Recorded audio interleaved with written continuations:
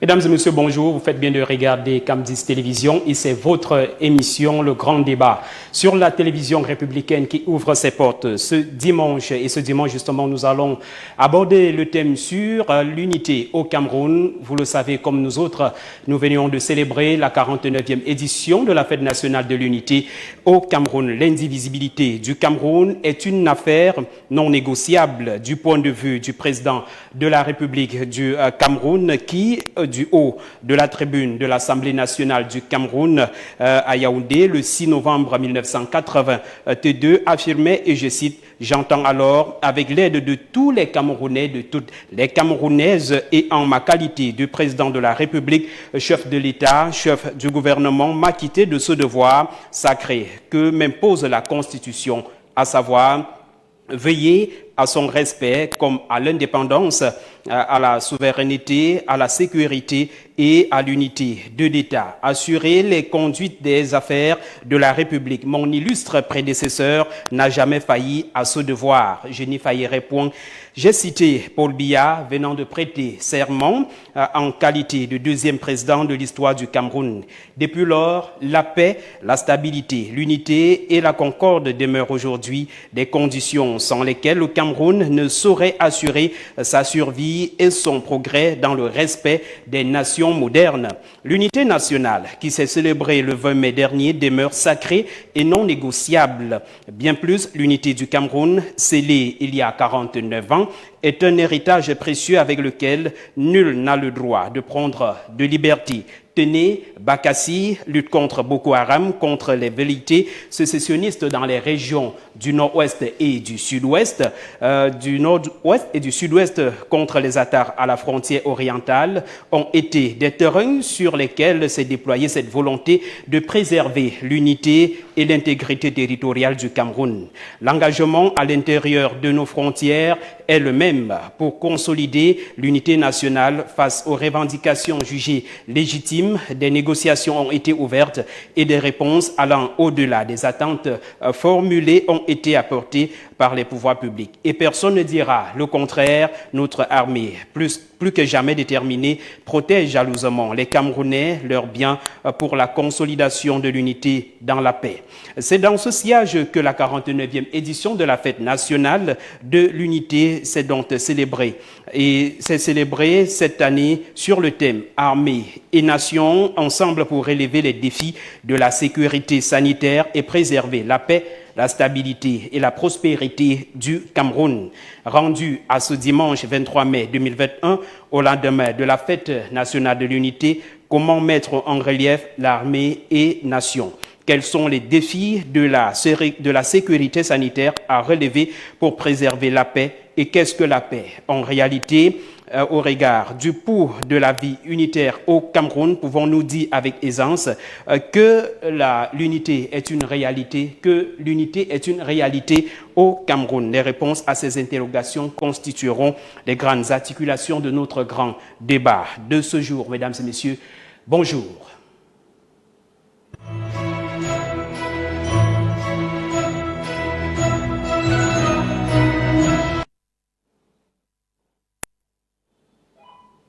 Et pour en débattre ce dimanche, nous avons des invités pétris de talent sur notre plateau. Nous allons d'ailleurs les introduire. Il s'agit de Madame Florence Dikoumé, communicatrice RDPC. Bonjour Madame et bienvenue sur le plateau de Cam10 Télévision.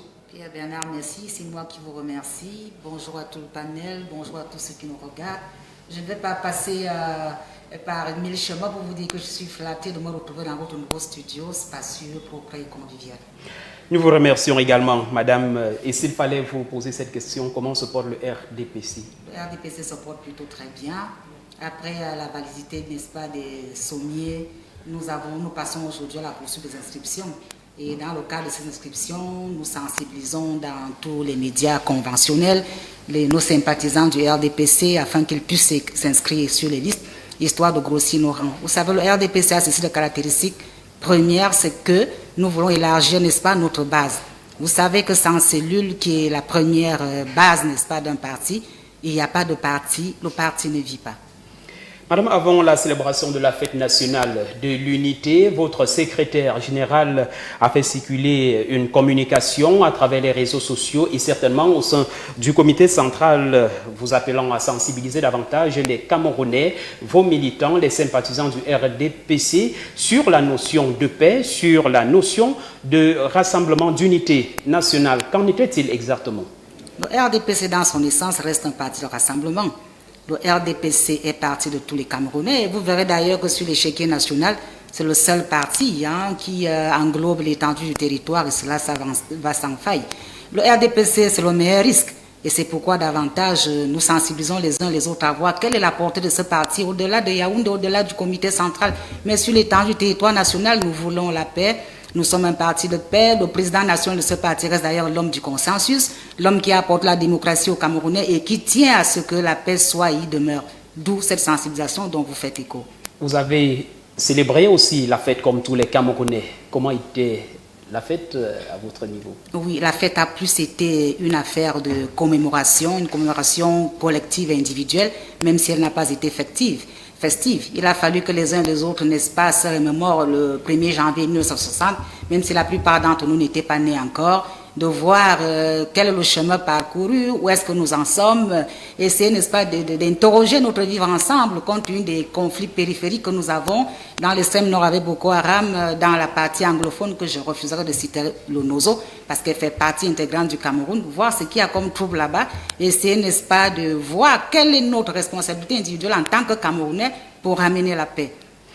Pour ramener la paix au Cameroun, dans des régions en crise dans notre cher et beau pays. Justement, nous avons également sur le plateau Marie-Jeanne Abega, présidente de la Fédération départementale de l'Union nationale pour la démocratie et le progrès, l'UNDP, dans la Léké. Madame, bonjour et bienvenue. Bonjour Bernard, bonjour à des milliers de téléspectateurs de la merveilleuse chaîne Camdis TV. Comment se porte la Léké ce matin, madame? La Léké se porte bien, elle est très bien arrosée par les eaux de la Sanaga et vous savez que l'eau c'est la vie et comme nous avons la chance d'être arrosés et par le plus long fleuve du Cameroun, je crois que tout va bien dans la Léké. Et s'il fallait dire un mot sur l'UNDP avec son illustre président national Bello Bouba. Notre président national, le grand camarade Maïgari Bello Bouba, c'est un papa, c'est un monsieur qui prône le rassemblement, c'est un monsieur qui milite pour la cohésion sociale, c'est un monsieur qui ne limite pas le parti à une région. Donc je dirais que notre parti est un parti dans lequel les 4 aires géographiques du pays sont représentées. Moi je suis du centre de la Léké, je suis responsable du parti dans ma Léké natale. Il y a bien d'autres responsables du parti qui sont originaires des autres régions du pays. Donc l'UNDP est un parti national avec un président qui prône la paix, qui prône le progrès et un président qui œuvre pour le bien-être de ses militants. Comment c'est donc célébrer la fête nationale de l'unité sans festivité dans la Léké? Nous n'avons pas attendu le jour J, le 20 mai pour fêter dans la Léké. Il y a bien des activités que nous avons menées sur le terrain. Par exemple, dans l'arrondissement de Sa, où j'ai procédé à un rassemblement dans le village Nkolé Bassimbi le dimanche passé. Ça s'est très bien passé. Il y a eu beaucoup de personnes qui sont venues écouter le message de notre parti. Et dans d'autres arrondissements, il y a d'autres responsables qui ont fait la même chose dans le département de la Léké. Donc la fête s'est célébrée sous forme de commémoration. Elle n'a pas pris la coloration des déviances et autre chose parce que nous avons bien le souci de la paix, nous avons le souci du rassemblement et nous avons le souci de la stabilité de notre pays. Eh bien voilà, pour être tout à fait clair et complet sur le plateau, nous avons notre analyste politique, M. Fouapon Hassan, qui est confortablement installé. M. Fouapon, bonjour et bienvenue. Bonjour, M.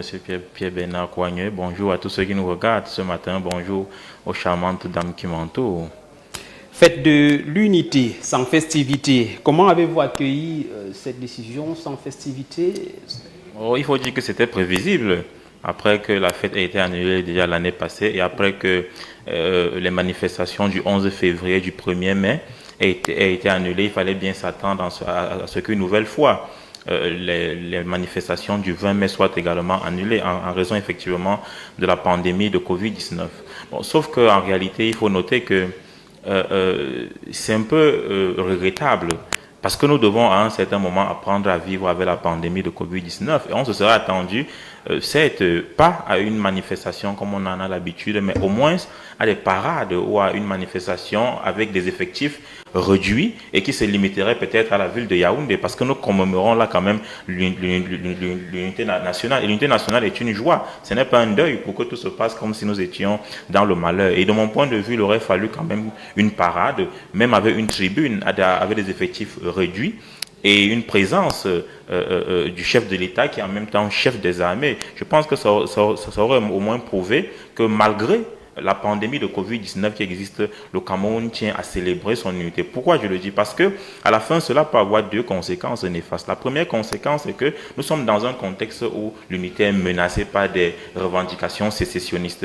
Et ne pas célébrer l'unité, même par de simples moyens, pourrait à un certain moment donner raison à ceux qui pensent que le Cameroun n'est pas uni. Et deuxièmement, dans le cœur des Camerounais, l'absence de festivité pourrait à un certain moment leur donner l'impression que l'unité n'est même plus à célébrer et qu'il n'y a plus d'efforts à fournir pour aller vers cette unité que nous recherchons tant. Donc de mon point de vue, il aurait fallu qu'on apprenne à faire avec la pandémie de Corona en faisant des manifestations plus réduites dans le respect des mesures barrières. Mais ce jour-là, le 20 mai, en réalité, il y a quand même eu des levées de couleurs symboliques au niveau des préfectures, des sous-préfectures, des gouverneurs. Et par exemple, ici à Yaoundé, le ministre de la Défense était justement au quartier général pour la levée symbolique des couleurs. Certes symbolique, mais tout, de mon point de vue, est dans l'écho, est dans la diffusion qu'on accorde à ces levées symboliques, à ces événements.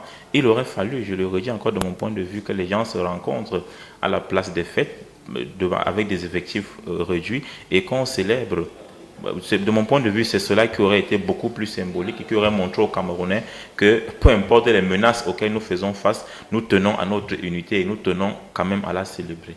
D'accord, mais quand même au-delà, hein, quand même en baladant le micro de Camdis Télévision sur l'étendue du territoire national, plusieurs Camerounais étaient tout de même dans la fête, sans festivité, dans les débats, comme par exemple la présidente nous expliquait tout à l'heure comment ça s'est passé dans l'allée qui est. Alors, Monsieur Fouapon, en moins d'une semaine, le chef de l'État a accordé 2 audiences. Tout d'abord, à l'ambassadeur de la République centrafricaine en fin de séjour au Cameroun et par la suite l'émissaire du président du Nigeria. Un commentaire? Bien sûr, et il s'agit là effectivement des pays qui sont frontaliers, qui sont frères. Donc nous sommes là dans la coopération bilatérale entre pays d'Afrique. C'est une bonne chose. Au-delà des audiences, cela prouve que le chef de l'État est là, qu'il est présent et qu'il travaille. Et ce qu'il faut remarquer, c'est que il a accordé une audience à l'émissaire du Nigeria et on sait qu'au-delà des relations qui peuvent être économiques, le Cameroun et le Nigeria sont quand même engagés dans la lutte contre Boko Haram. Et donc on peut se dire, même si l'émissaire a tenu à ne pas révéler en tant que diplomate le contenu de la lettre qu'il a remise au président de la République, on peut imaginer que les questions sécuritaires, les questions économiques, les questions commerciales, ils seront abordées. Quant à l'ambassadeur de la République centrafricaine qui venait faire ses adieux au chef de l'État camerounais, il faut remarquer effectivement que le Cameroun est aussi engagé aux côtés de la République centrafricaine dans la recherche des solutions pour qu'enfin on arrive à une paix durable en République centrafricaine. Donc ces 2 audiences montrent que le Cameroun reste quand même une pièce maîtresse en Afrique de manière générale, mais surtout dans la zone CEMAC. Merci. Merci mesdames et messieurs, fidèles téléspectateurs. Le moment est venu pour nous de faire un tour à la rédaction, parce qu'en réalité, le long de cette semaine, la rédaction centrale de Camdis Télévision a traité des informations liées à la fête nationale de l'unité. Nous allons prendre quelques éléments et nous reviendrons sur le plateau pour le débat.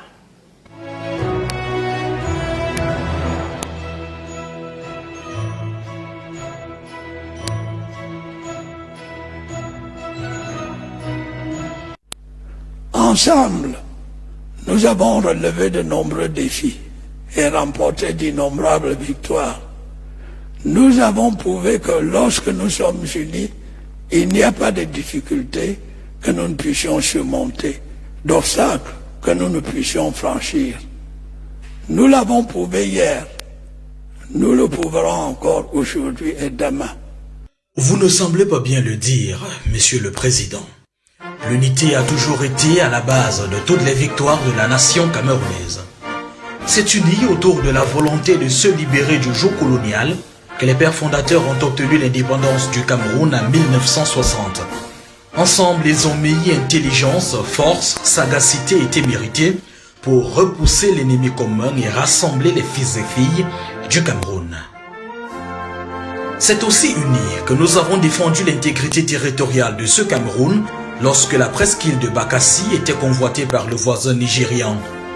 Derrière le chef suprême des armées, diplomates, juristes, historiens et soldats se sont alignés pour ne céder aucun iota des 475 442 km² de notre triangle national.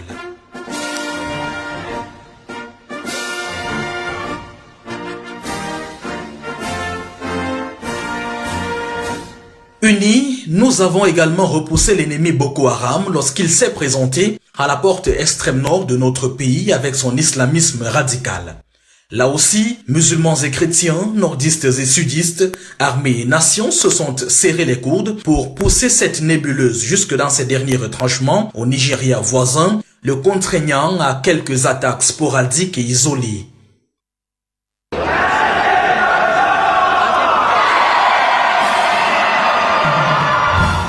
Ensemble, nous avons également organisé avec maestria la plus belle édition de la Coupe d'Afrique des Nations féminines en 2016, obligeant la Fédération internationale de football association à nous décerner un prix spécial, alors même que nous n'étions pas les mieux lotis en matière d'infrastructures sportives sur le continent.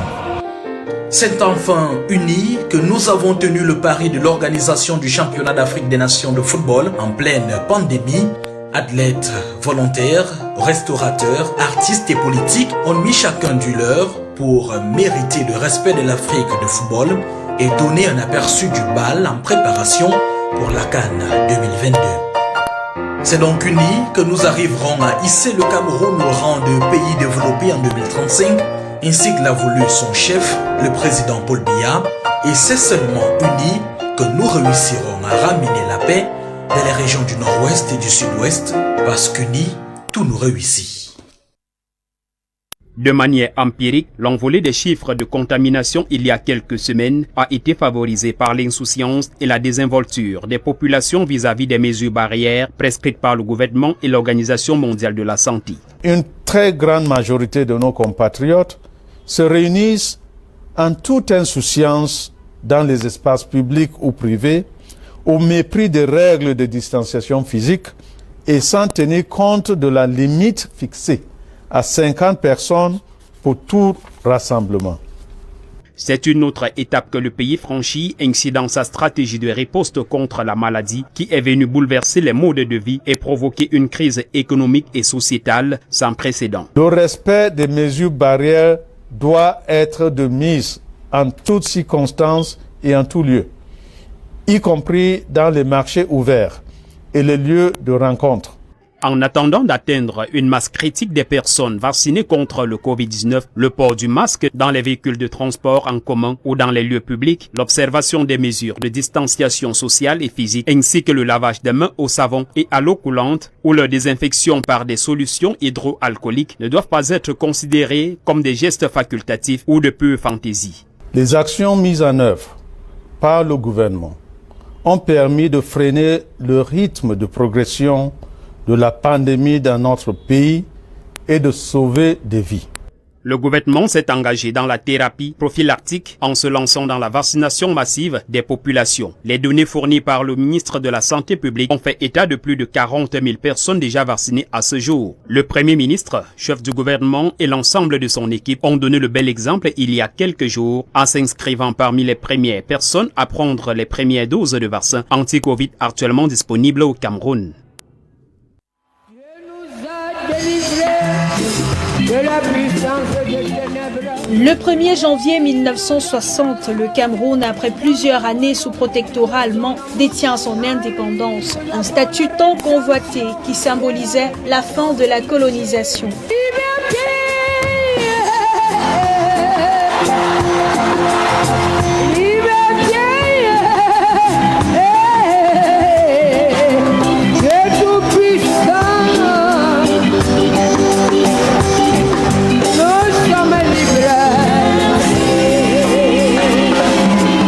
Le chant d'allégresse est écrit et composé par Anne-Marie Nzié. Nous sommes là en 1984. Tu es ma clé, je te suis gré. Cameroun, mon cher et beau pays. Quelques décennies plus tard, vient la loi sur le multipartisme. Les Camerounais découvrent alors qu'il leur est concédé le droit d'œuvrer au changement de leur nation. Les idées fusent, les clans se forment et le désaccord est imminent. Il faut calmer le jeu. C'est à ce moment que vient Guéa la route avec un titre qui fera danser l'Afrique tout entière. Ayant compris le pouvoir de la musique dans la consolidation de la paix, les générations se succèdent. Notre famille, nous la voulons unie. Je suis le Cameroun, tu es le Cameroun, il est le Cameroun, nous sommes le Cameroun. À côté des grands noms tels que André-Marie Talla, Marco Mbella, de nombreux autres jeunes prodiges unissent leurs voix en faveur du patriotisme.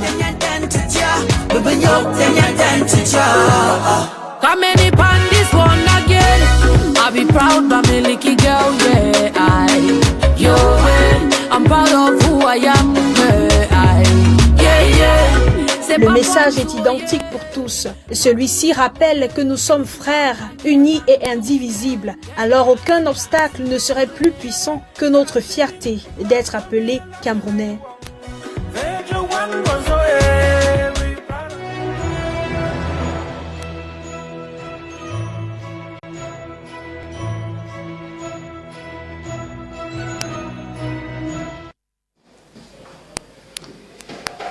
Covid-19 a été à l'origine du report ou alors de la suspension des marches et des festivités liées à la fête nationale de l'unité au Cameroun. Et on a remarqué une rencontre à l'international en France où le chef d'État français a réuni plusieurs chefs d'État, également des économistes africains pour parler du chiffre d'affaires, pour parler de l'économie à ce niveau-là. Monsieur Fouapon, comment comprendre cette rencontre en France au moment où les Africains pourraient peut-être se mobiliser davantage pour leur propre sort?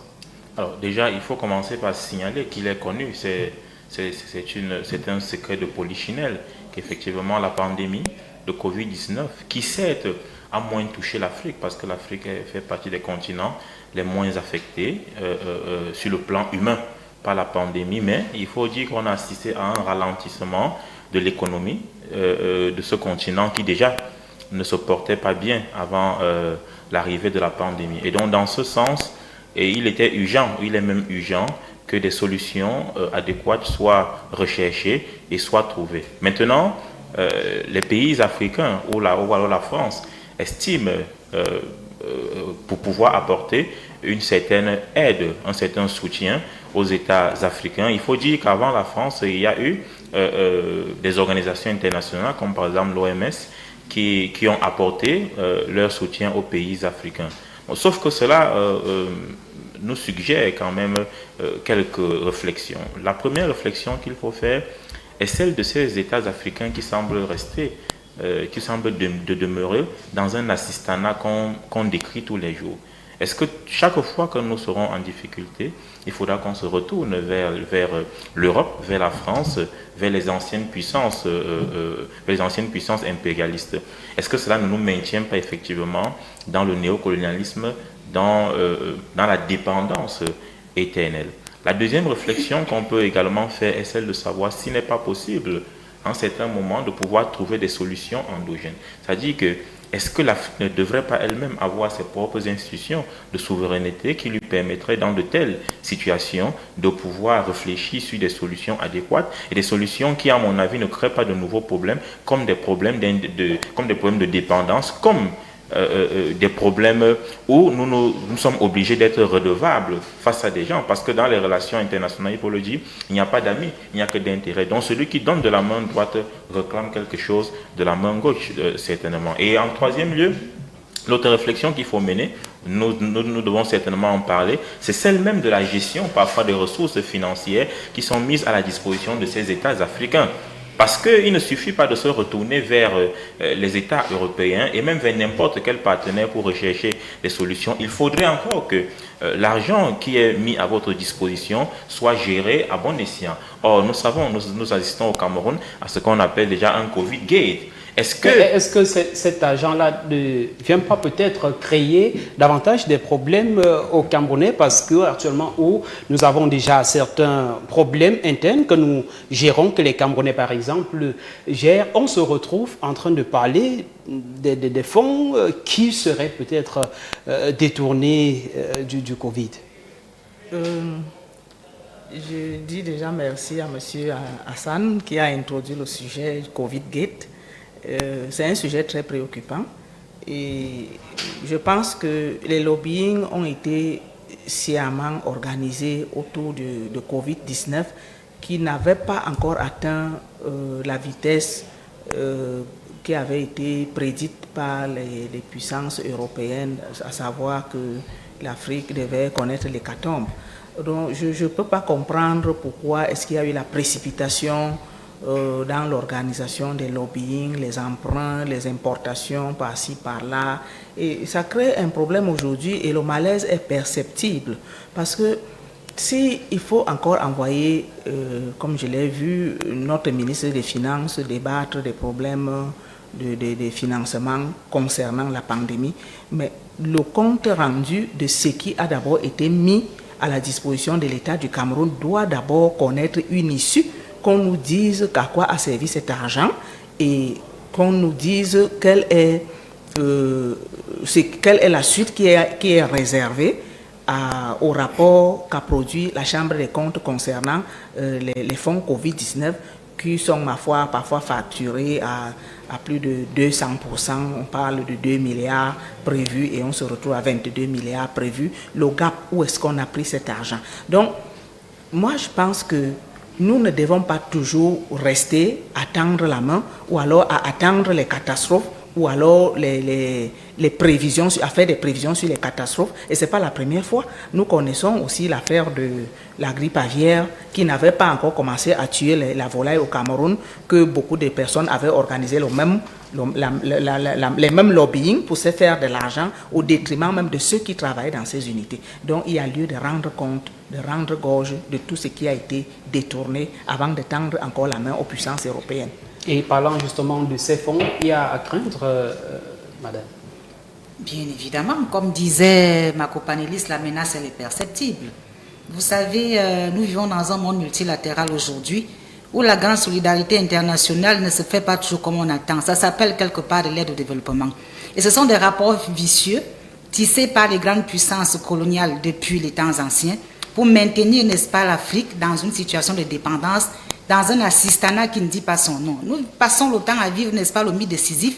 On vous donne aujourd'hui, on récupère de l'autre main et nous sommes dans un monde polarisé ou multipolarisé aujourd'hui où à chaque fois qu'il y a une calamité à l'échelle internationale, les grandes puissances, elles s'en servent, n'est-ce pas, pour se gonfler les muscles, pour manifester leur hégémonie à l'échiquier international. Et c'est ce qui arrive avec la pandémie, qui est une pandémie mondiale, qui est une maladie à géométrie variable, où aujourd'hui, tel vient, il vous dit que vous êtes malade, un autre arrive, vous dit la maladie n'est plus simple, il y a désormais un variant, un autre dit j'ai le remède pour le variant, un autre qui vous dit non, ce que vous êtes de l'autre côté a des antécédents, prenez plutôt ceci. Vous voyez, vous vous retrouvez, n'est-ce pas, dans un assistanat, une spirale qui ne dit pas son nom. Autant on vous donne les médicaments qu'on récupérera d'une autre main, autant les financements vont et viennent d'une banque à une autre que vous devez rendre.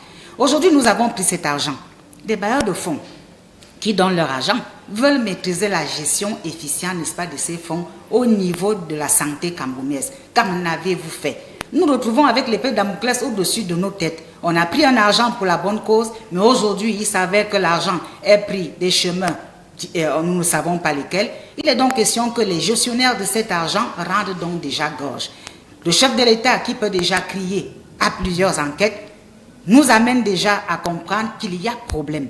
Parce que si c'est lui qui implémente déjà une enquête au niveau du compte suprême, au niveau, n'est-ce pas, de la Cour des comptes, au niveau, n'est-ce pas, du TCS avec le ministère de la Justice, ça veut dire qu'il y a problème.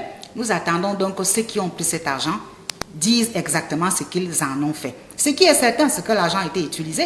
Ce qui est certain, c'est que l'argent a servi. Mais a servi concrètement à quoi? C'est ce que nous voulons. Nous n'incriminons pas un individu en ce moment précis pour la simple raison que tous bénéficient encore de la présomption d'innocence. Alors simplement, nous voulons que les uns et les autres apportent les documents comptables et justifient leur gestion de l'argent du Covid-19 afin que nous soyons tranquilles. Ce n'est pas la peine de courir ça et là toujours aller nous endetter. Retenez qu'on a beau prendre dette aujourd'hui, les générations futures sont appelées à rembourser cet argent-là. Ce n'est pas pour les bons yeux du Cameroun qu'on donne l'argent. Retenez que nous sommes un scandale géologique. Nous avons des matières premières qui attirent les convoitises. Et lorsque les gens vous donnent, ils vous donnent parce qu'ils voudraient, n'est-ce pas, récupérer d'une façon à laquelle vous ne vous attendez même pas. Et justement, M. Froipon, Hassan, si à jamais des explications sont données clairement et que cet argent a été utilisé normalement, comme il le fallait, est-ce qu'il y aurait encore à craindre? Bien sûr, ce qu'il faut savoir, c'est que chaque fois que l'argent public est débloqué, qu'il provienne des fonds nationaux ou de fonds internationaux, il faut bien sûr que des gens rendent compte de la gestion. Et donc, c'est effectivement ce à quoi nous sommes en train d'assister. Certes, il y a suspicion, mais ceux qui sont suspectés bénéficient encore de ce qu'on appelle la présomption d'innocence. C'est d'ailleurs pour cela qu'ils vont être audités, qu'ils ont commencé à être audités. Et si à la fin, on se rend compte qu'il y a eu des malentendus, certainement, on présentera aux yeux du public qu'il n'y avait que des malentendus. Mais après, il faudra bien qu'on évalue également aussi l'efficacité même des dépenses.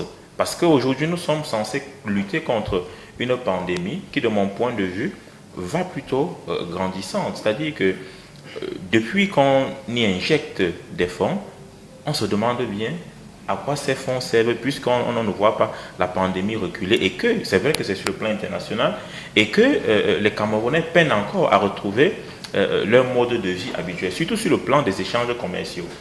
Au fur et à mesure, les choses s'améliorent. Il y a quelques semaines, le ministre de la Santé rassurait de ce que la situation est équilibrée, il n'y a plus, ce n'est plus en hausse comme par le passé. Sauf que faisons attention, ne faites pas dire des choses, en fait, si les choses s'améliorent, pourquoi on a de la peine la stabilité. Oui, bien sûr, je comprends, mais si les choses s'améliorent, pourquoi, par exemple, on a de la peine à organiser des parades pour le vin, mais même des parades qui seraient simples. Mais au-delà, j'aimerais quand même mener une réflexion sur la rencontre entre les chefs d'État africains et les pays européens à Paris. C'est que il est clair que les chefs, les États européens ont eux aussi été touchés par la pandémie. Et donc, même sur le plan financier, ils souffrent eux-mêmes des ressources. Mais comment se fait-il que eux, qui ont été autant que nous touchés par la pandémie, soient amenés à nous assister, nous? Où prendront-ils les fonds? Ça amène parfois à se poser des questions sérieuses. Est-ce que finalement, comme on disait, la pandémie de Covid-19 n'a pas été orchestrée pour aboutir à ceci, pour aboutir à ce que les pays africains viennent encore demander de l'assistance et demeurent dans cette éternelle dépendance? Parce que si les États européens eux-mêmes ont été touchés, si les institutions internationales elles-mêmes ont été touchées par la pandémie, d'où ces États prendront-ils les fonds pour pouvoir nous assister? Parce que et finalement, on ne comprend donc pas ce jeu d'aide par des gens qui eux-mêmes sont censés être financièrement amortis. Et c'est justement ce Covid-19 qui nous a empêchés de festoyer, de célébrer, comme par le passé, notre fête nationale de l'unité. Aujourd'hui, on peut penser avec vous, madame, que le Covid est stabilisé au Cameroun. Vous savez, ne me faites pas dire ce que je n'ai pas envie de dire. Covid stabilisé, nombre de morts évalué. Vous savez, ces derniers temps, on a de la peine à maîtriser un certain ratio. Le problème qui se pose, c'est qu'il y a des célébrités qui sont passées de vie à trépas. Bon, on s'est beaucoup servi de ces noms-là pour faire comprendre que tel est parti, tel est là encore. Et au-delà de ce que les gens soient morts, il y a des anonymes également qui partent.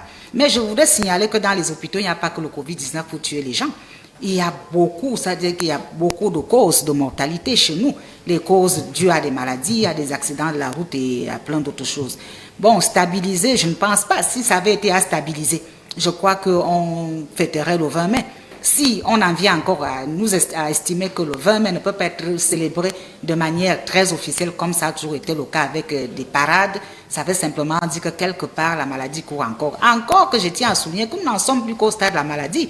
Il est question maintenant d'un variant qui serait plus dangereux même que la maladie. Donc en fait, c'est contre le variant que nous sommes en train de lutter aujourd'hui. Et c'est d'autant plus sérieux que vous devez vous rendre compte que la task force créée par le chef de l'État est gérée à la présidence de la République par le chef de l'État lui-même, commandant, n'est-ce pas, des forces armées. Autant il avait déclaré la guerre à Boko Haram, autant aujourd'hui, au travers de cette task force, il déclare, n'est-ce pas, la guerre aux variants du Covid-19. Il a pris les choses en main. Et je voudrais amener les uns et les autres à se détromper, ceux qui pensent que c'est le secrétaire général de la présidence de la République qui gère. Non, c'est le chef de l'État en personne qui est le commandant en chef de la task force. Dites-vous que autant Boko Haram et les autres sont des crises sécuritaires, autant la Covid-19 est une crise sanitaire. Et que le même regard, la même poigne est mise en œuvre pour booster, n'est-ce pas, cette maladie de notre territoire. Donc, je demande aux Camerounais de continuer de respecter les mesures barrières, de faire attention à où ils vont, à qui ils saluent, à porter leur cache-nez. Cela est important. Parce que si la maladie était vraiment stabilisée, je crois qu'au jour d'aujourd'hui, on fêterait le 20 mai. Je m'en vais encore jusqu'à souligner un autre fait. Nous avons perdu quelqu'un dont je ne citerai pas le nom, qui a été atteint du Covid. Au lieu d'aller se faire dépister, il s'était fait dépister. Au lieu donc de suivre un traitement normal, il a plutôt replié dans sa grande forêt, parce que c'est un natif de la forêt, où il s'est mis à prendre des décoctions et tout type de breuvage. Mais malheureusement, lorsque la maladie s'est aggravée, on l'a conduit à l'hôpital, on a trouvé que tout ce qu'il y a comme viscères était dégradé, tout avait pourri. Donc on a ouvert, mais on n'a plus pu rien faire. Donc faisons un peu attention. Nous vivons avec ces peuples de la forêt nommés les Pygmées depuis un certain temps. On leur accorde, je ne sais pas, une pharmacopée de la plus excellente qui soit, mais faisons attention. Nous croyons encore que ce peuple, qui, je dirais, quelque part est primitif, ne mesure en rien les méthodes de la modernité. Vous ne pouvez donc pas prendre une maladie comme celle-là qui a été créée dans les laboratoires occidentaux et estimer que les potions magiques se trouvent plutôt du côté des Pygmées. Donc faisons très très attention à ce que nous ingurgitons au quotidien. Et le respect des mesures barrières, la distanciation sociale, est-ce que c'est encore d'actualité, Madame la Présidente? Je ne pense pas que la distanciation sociale soit encore respectée. Parce que lorsque nous jetons un regard dans les taxis, les transports publics, nous constatons que plein de personnes n'abordent plus les masques et plein de personnes ne se lavent plus les mains à l'eau coulante comme cela est indiqué chaque jour par le chef de l'État. Et devant même les édifices, les seaux qui avaient été affectés pour ces services, d'autres ont changé de couleur, ils sont poussiéreux. Tous ces indices démontrent que le lavage des mains, le respect des mesures barrières n'est plus, ce n'est plus pris au sérieux. Donc, nous devons maintenant jeter un regard sur ceux-là qui ont été désignés pour obliger les gens à respecter les mesures barrières. Est-ce qu'il y a eu un relâchement à partir de la base de ceux appelés à respecter les mesures barrières? Pourquoi est-ce qu'on ne se lave plus les mains? Pourquoi est-ce qu'on n'arbore plus le masque? Qu'est-ce qui ne va pas? Ça veut dire qu'il y a quelque chose et le malaise est profond. Le malaise est vraiment profond. Moi, je pense qu'en dehors du média national qui sensibilise tous les Camerounais chaque jour, on devrait associer aussi la presse privée, les médias privés. Et on devrait associer, n'est-ce pas, la communication de masse telle que les affiches, pour continuer à sensibiliser fortement le public sur le respect des mesures barrières. Et je ne pense pas que la maladie est éradiquée. Je pense que malgré Covid-Gate, il existe toujours la maladie et nous devons faire attention. Nous devons nous protéger et nous préserver contre la Covid-19. Monsieur Frappon, pour sortir de cette pandémie, le vaccin, un commentaire, vous êtes déjà fait vacciner?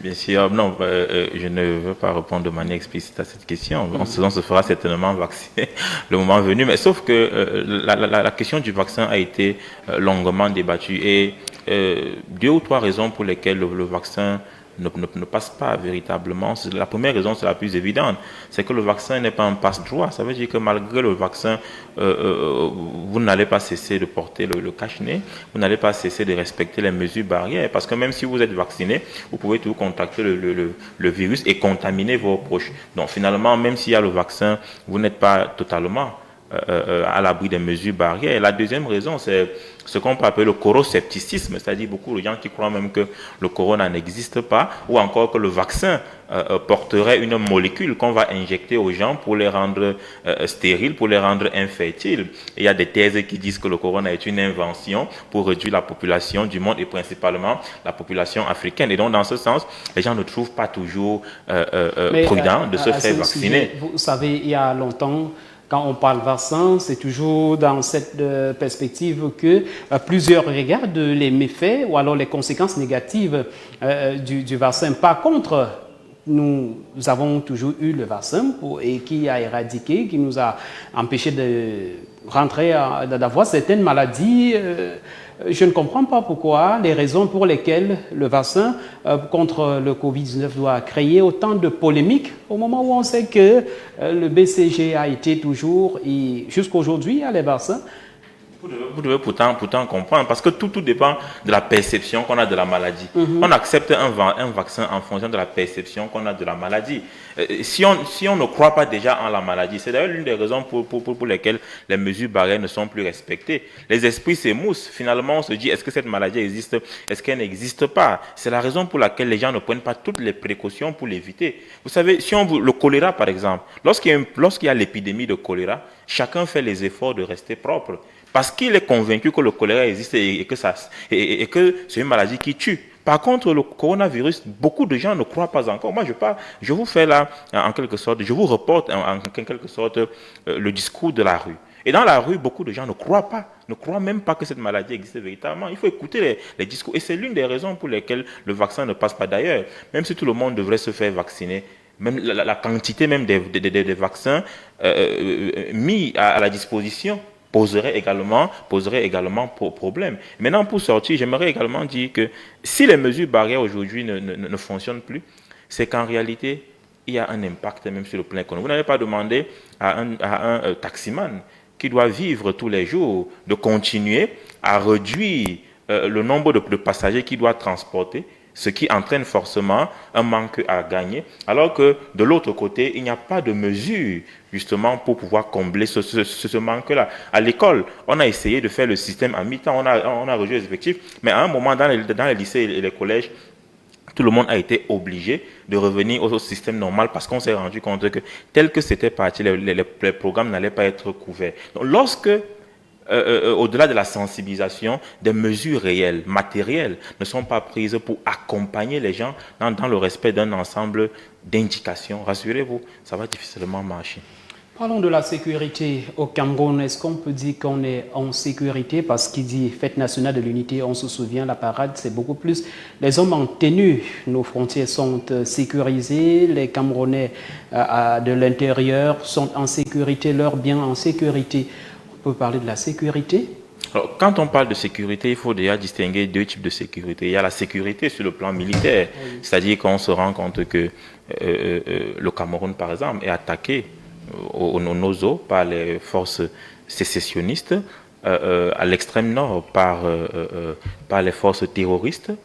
Même aujourd'hui, à l'est, les menaces qui viennent de la République centrafricaine causent un véritable problème sécuritaire au Cameroun. Et donc, même si Yaoundé semble bien se porter, il faut dire qu'au niveau des frontières et dans la partie nord-ouest et sud-ouest, le Cameroun ne se porte pas bien. On peut malgré tout féliciter les efforts de l'armée qui sont fournis pour maintenir le Cameroun ou bien l'intérieur du pays dans une certaine tranquillité. Il faut partir de 1972 parce qu'on parle justement de la fête de l'unité au Cameroun qui voit le jour il y a 49 ans. S'il faut partir de 72 à nos jours, on peut penser quand même qu'au-delà de l'insécurité, des attaques, le Cameroun est resté debout. Bien sûr, le Cameroun est resté debout. Il y a un moment où le Cameroun était présenté comme un îlot de paix. Parce qu'effectivement, il vivait dans un espace où tous ses voisins étaient presque attaqués. Le Nigeria, la République centrafricaine, le Tchad, qui vivait une certaine insécurité. Mais malgré ça, il tenait debout. Et malgré également quelques menaces, on a failli la guerre de Bakassi, ainsi de suite, le Cameroun tenait debout. Mais aujourd'hui, on se rend bien compte que cette paix que nous avons toujours clamée est véritablement menacée. Mais au-delà de la sécurité militaire, moi je suis un spécialiste des sciences sociales et donc je ne regarde pas toutes les choses dans ce sens-là. Il y a une sécurité aussi qui n'est pas que militaire, une sécurité des Camerounais à l'intérieur de leur pays, sécurité sociale, sécurité alimentaire, sécurité politique. Est-ce que les Camerounais aujourd'hui, lorsqu'ils se projettent dans 2, dans 3, dans 4, dans 5 ans, ils ont cette paix intérieure qui permet de dire qu'ils vivent en sécurité dans leur pays. Ce sont des questions également qu'il faut pouvoir adresser parce que ce sont aussi des conditions d'unité et de paix sociale. Mais au-delà de cela, il y a aussi une sécurité, même une sûreté, si vous voulez, dans les quartiers. On peut observer de temps en temps une montée en puissance des agressions, une montée en puissance des vols, du grand banditisme et même du petit banditisme qui ne garantit pas toujours la sécurité. Dans ce sens, il y a beaucoup d'efforts qui doivent également être fournis. Parlant de l'unité au Cameroun, quels seraient peut-être, ou alors quels sont les obstacles qui empêcheraient le Cameroun de vivre dans son unité intégrale, sans pression, sans difficulté? Lorsque nous parlons du concept de l'unité en 2021, je pense que nous le survolons parce qu'il y a des problèmes liés à ce concept qui devaient être réglés avant même les années de l'indépendance. Je veux parler déjà de la diversité linguistique que nous avons dans notre pays. Nous n'avons pas une langue nationale qui est parlée par tous les Camerounais, une langue du pays qui est parlée par tous les Camerounais. Lorsque nous prenons l'exemple du septentrion, déjà même à partir de l'Est, ces populations parlent la même langue, elles se comprennent et on a comme l'impression qu'elles sont issues d'une même famille. Le problème linguistique est la base de l'unité nationale. Si nous prenons le Grand Sud, on pourrait dire qu'il y a des similitudes dans les langues qui sont parlées dans notre pays. Donc, si nous voulons une véritable unité nationale dans notre pays, nous devons déjà avoir une langue du terroir parmi les multiples dialectes que nous avons dans notre pays qui est parlée par tous les Camerounais. Or, à ce que je sache dans les programmes éducatifs, il y a 4 aires linguistiques qui ont été, n'est-ce pas, sélectionnées dans notre pays.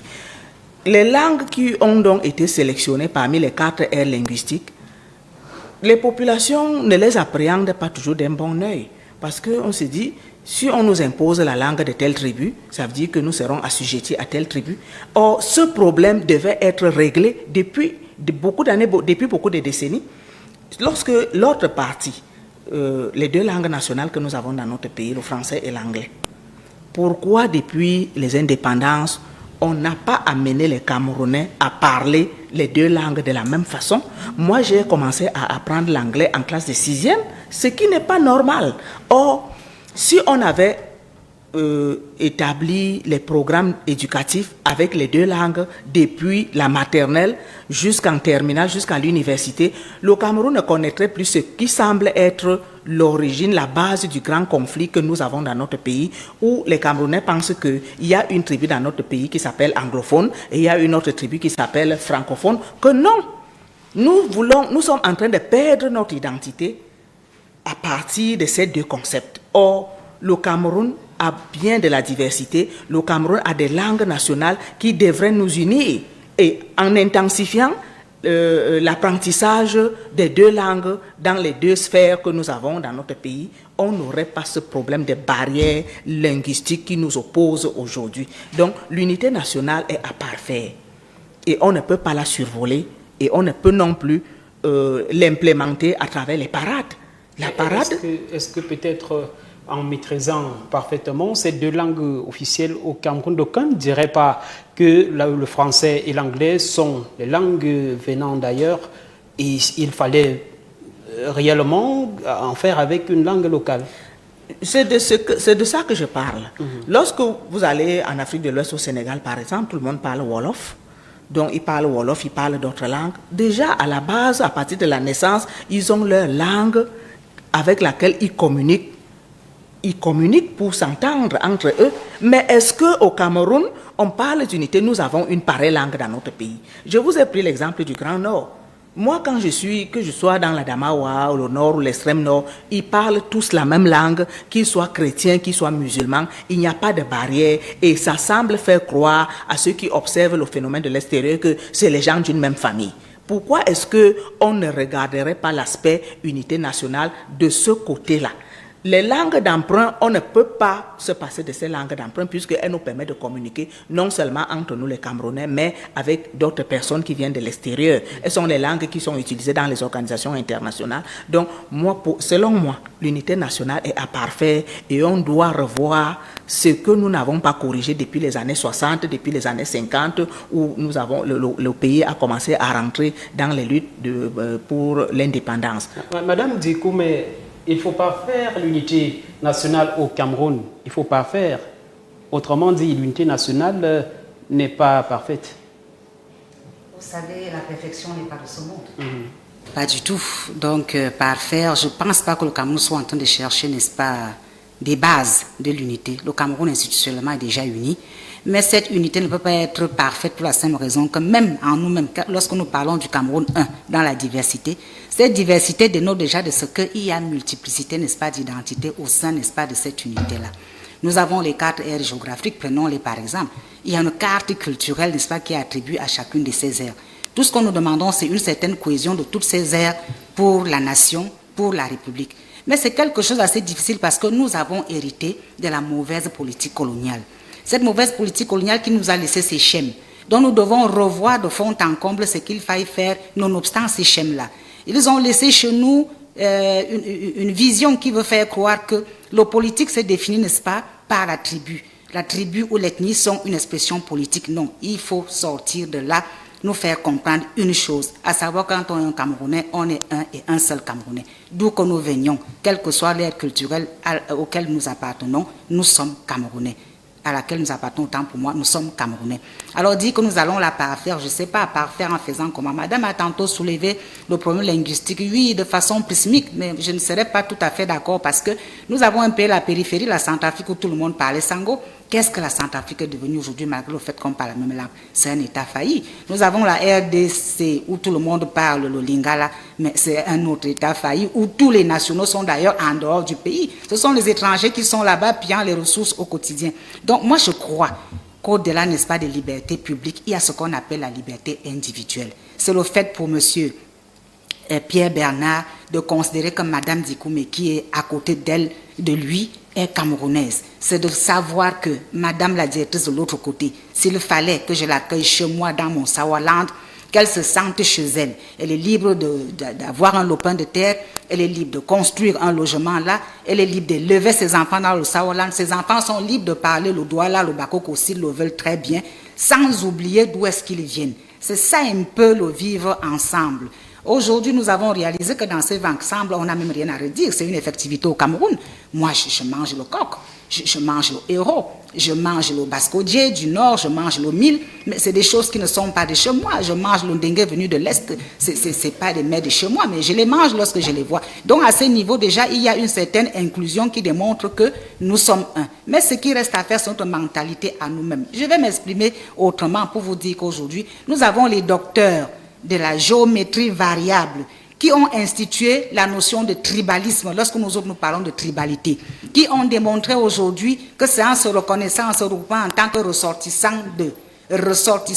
Moi, si cela dépendait de moi, il est temps que dans la liberté des associations, on revoit encore cette façon de faire, les ressortissants de la région, les ressortissants, parce qu'autant de choses viennent plomber, n'est-ce pas, le tissu national qui se veut être Cameroun. Donc je crois que s'il y a des choses à faire, il y en a encore, mais essayez de regarder de ce côté-là. Bon, vous avez par exemple vu la notion de la nation. Qu'est-ce qui s'est passé en Afrique? Toujours par rapport à l'implémentation coloniale, l'État chez nous est né avant la nation. Et parce que la nation vient après, il est difficile de trouver chez nous certaines cohésions nationales entre les natifs d'une même contrée, qui veulent dire que quoi? Nous sommes les habitants d'un même territoire, nous sommes insérés dans les mêmes frontières et ensemble nous nous acceptons, nous avons un désir de vivre ensemble et acceptons une continuité commune. C'est ça qui vient plomber le vivre ensemble. Pourquoi? Parce qu'on a laissé la carte linguistique, on a laissé la carte religieuse, on a laissé la carte tribale, et autant de choses sont en train de s'aimer la zizanie chez nous. D'où vient-il aujourd'hui qu'un conflit linguistique tel que anglo-francophone se retrouve au sein du Cameroun? Ça n'a pas sa place. Moi, je vais remonter au temps, n'est-ce pas, des impérialismes où le Cameroun c'était Rio dos Camaroes. Nous aurions voulu trouver en chacun des Camerounais une crevette, que non. Et après Rio dos Camaroes, nous avons eu le Cameroun avec le Cameroun allemand. À ce moment, on ne parlait ni de francophone ni d'anglophone. Les Allemands sont partis, qui ont d'ailleurs été la seule puissance colonisatrice du Cameroun, parce que ça, il faut souvent le dire. Le condominium franco-britannique était là pour apporter la stabilité, veiller à l'intégrité des territoires et mener ces peuples, n'est-ce pas, à l'émancipation, donc à leur autodétermination. C'est quoi l'autodétermination? Le droit à permettre aux populations de participer efficacement à la mise en place d'un État. Ça n'a pas été fait. L'ONU, je ne sais pas ce qui s'est passé, la France et l'Angleterre en ont fait une autre récupération. On tend à dire aujourd'hui que nous sommes une colonie française. Non, nous avons été essentiellement colonisés par les Allemands. Alors, ceux qui regardent le Cameroun sous le prisme anglo-franco, je crois que quelque part encore, ils ont des problèmes. Il faut qu'on les regarde, qu'on leur dise, écoutez, ce n'est pas ça nous. Avant que ces francophones et ces anglophones ne naissent, quelle langue nous parlions au Cameroun? Nous avons encore des vieillards au Cameroun qui vous parlent parfaitement l'allemand. Quelle langue nous parlions avant que les Anglais et les Français ne viennent au Cameroun? Donc je crois que le problème encore interpelle la responsabilité individuelle. Que chacun de nous apprenne à se sentir camerounais. Que chacun de nous cultive un sentiment de nationalisme. On vous donne de l'argent à gérer, gérez-le. Il y a l'argent du Covid, dites-vous d'abord la nation d'abord. Soignez les Camerounais avant, n'est-ce pas, de grappiller pour votre propre compte. On dit, voilà de l'argent qui est là. Cet argent arrive, c'est pour la décentralisation afin de créer, n'est-ce pas, des projets porteurs pour sortir les jeunes Camerounais de la paupérisation. Mettez d'abord cet argent au profit des Camerounais afin que le chômage soit résorbé. Chaque jour, le président Biya, dans ses discours, revient là-dessus, la probité morale. Essayons de pratiquer cette probité morale. Soyons nationalistes, aimons notre pays, et je crois que c'est le seul remède. Monsieur Fopon, qu'est-ce qui expliquerait cette montée en puissance de la haine sur les réseaux sociaux? Le tribalisme, comme Madame expliquait tout à l'heure, on le sait d'ailleurs, il y a quelques années, cette diversité y était toujours. Par exemple, les Douala, les Bamileke, les Béti, les Etonde, ça a toujours été ainsi. Mais on ne sentait pas cette division qui va de mal en pire aujourd'hui. Qu'est-ce qui explique cela? En fait, je ne pense pas qu'il y ait en réalité une montée en puissance de la haine et du tribalisme, mais il y a juste, à travers les réseaux sociaux, une mise en exergue de cette haine qui a presque toujours subsisté dans les cœurs de certains. Et ce qu'on peut regretter, c'est que les réseaux sociaux soient devenus un outil de propagande et d'influence des autres. Même ceux qui voulaient rester à l'abri de telles attitudes sont obligés, parce que influencés par les réseaux sociaux et parce qu'étant ce qu'on peut appeler des followers passifs, justement, sont influencés par ces comportements et eux-mêmes peuvent devenir à la longue des personnes haineuses. Mais il faut dire qu'en réalité, cette haine est parfois liée à une mauvaise compréhension de la différence qu'il peut avoir avec l'autre. Quand on parle d'unité nationale, il faut établir une distinction entre l'accessoire et l'essentiel. Et ce n'est pas parce qu'une chose est accessoire qu'elle n'est pas utile, mais sauf que elle demeure superficielle. L'accessoire, par exemple, quand on parle d'unité nationale, c'est la langue. De mon point de vue, la langue est un accessoire parce que des gens peuvent être unis même s'ils parlent des langues différentes. Cela n'empêche pas, bien sûr, que nous puissions fournir un effort pour pouvoir ériger en langue nationale une de nos multiples langues. Le vêtement, par exemple, c'est pas parce que je porte l'habit du Sawa ou l'habit du Béti que forcément je suis uni. Les goûts culinaires, je peux manger le plat de l'autre sans forcément être uni à lui. Et donc, de mon point de vue, l'essentiel, quand on parle de l'unité et qu'on veut préserver cette unité-là, l'essentiel, de mon point de vue, c'est la justice. Parce que dans un État, comme dans une société, une famille, un groupe, ce qui garantit l'unité et la paix, c'est la justice. Les Camerounais se sentiront unis et davantage unis le jour où la justice régnera définitivement. Et quand je parle de justice, il faut commencer par la justice sociale. La justice sociale, c'est qu'effectivement, la répartition des ressources qui existent soit équitable et qu'on ne sente pas qu'il y a des Camerounais qui ont plus droit aux ressources que d'autres. La justice, c'est la justice aussi judiciaire. C'est-à-dire que des gens soient sûrs qu'ils peuvent, lorsqu'ils font face à des injustices, qu'ils peuvent recourir au juge et obtenir un procès équitable. La justice, c'est également, par exemple, sur le plan éducatif, c'est la capacité d'avoir accès à l'école, peu importe où on se situe. Parce que l'un des éléments de désunion dans une société et dans un État, c'est le sentiment qui subsiste en l'individu, ce sentiment que ceux qui sont en ville ont bénéficient d'une éducation de qualité, alors que moi qui suis dans une zone rurale, je ne bénéficie pas de la même éducation. Il n'y aura pas d'unité tant que de tels tas existent. Et rassurez-vous, de tels déséquilibres existent en dépit de la tribu à laquelle on appartient, de la région à laquelle nous appartenons. Si vous allez à l'ouest, vous allez vous rendre compte qu'il y a des déséquilibres entre les zones dites urbaines et les zones rurales, que ce soit en ce qui concerne l'accès à l'eau potable, l'accès à l'électricité, l'accès à l'éducation. Vous allez au nord, vous allez voir les mêmes déséquilibres. Celui qui est à Marois a plus de chances d'accéder à l'éducation, à l'eau, à l'électricité, que celui qui est dans un village. Vous allez au centre, vous allez au littoral, il y a les mêmes disparités qui existent. Et donc, dans ce sens, le Bamoun, qui est dans un vieux village, a moins de chances d'accéder aux ressources que le Bamoun qui est à Fumban. De même, par exemple, que le Maka... C'est un processus, le développement, c'est un processus, ça ne se fait pas en un jour. Oui, bien sûr, je suis donc en train de vous expliquer que l'unité, de mon point de vue, ne repose pas sur tout ce que nous avons l'habitude d'évoquer. La langue, le vêtement, les partages culinaires, ainsi de suite. L'unité repose d'abord sur la justice qui garantit l'accès équitable aux ressources, aux richesses, par tous les citoyens, par tous les membres d'un groupe. C'est cela qui crée en chacun le sentiment que nous sommes unis malgré nos différences, malgré notre diversité. Et je pense que... Et selon vous, cette justice n'y est pas? Non, pas encore. Elle est. Il y a des efforts qui sont fournis, mais il faut dire qu'elle n'est pas encore. Et vous voulez comprendre des exemples simples. Est-ce que vous pensez que tous les Camerounais ont les mêmes chances d'accès, par exemple, à l'éducation? Lorsque des enseignants, par exemple, sont affectés dans des zones rurales et qu'ils entreprennent des démarches pour revenir dans les zones urbaines, vous pensez que ceux qui sont dans les zones rurales et qui sont délaissés, ils ont le même sentiment d'appartenir à ce pays que ceux qui sont dans les zones urbaines? Et je ne pense pas. C'est ça qu'on appelle les questions de justice. Et donc, de mon point de vue, les gens agitent l'accessoire et oublient l'essentiel. La notion de patriotisme serait-il basée sur ces exemples que vous citez? Je me dis, peut-être le Camerounais patriote, où qu'il soit, quoi qu'il arrive, reste patriote, aime son pays.